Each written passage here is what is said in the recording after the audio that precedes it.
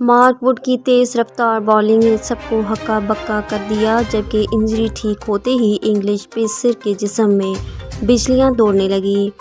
English fast bowler mark would March میں کہنی کے انجری کا شکار ہوئے تھے، جس کی وجہ سے انہیں تقریباً 7 ماہ تک کھیل سے دور رہنا پڑا۔ پاکستان کے خلاف تیسرے T20 کی صورت میں انہوں نے طویل عرصے بعد اپنا پہلا مسابقتی میچ کھیلا اور اس میں تیز ترین بولنگ سے سب کو حیران کر دیا۔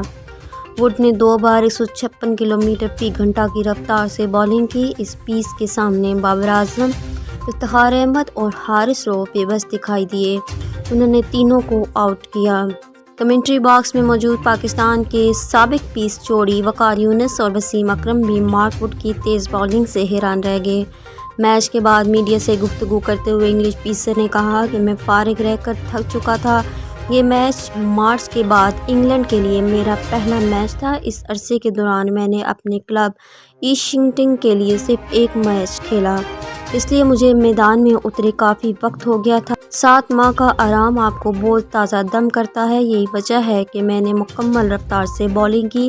آخر میں کچھ تھک بھی گیا تھا۔ انہوں نے کہا کہ آپ جانتے ہیں کہ 20 سال کے مختصر وقت میں پوری قوت ضبط کرنا ممکن نہیں۔ میں نے جم میں کافی وقت گزارا، خوب رننگ بھی کی، مگر اس کا موازنہ میدان میں گزارے وقت کے ساتھ نہیں ہو سکتا۔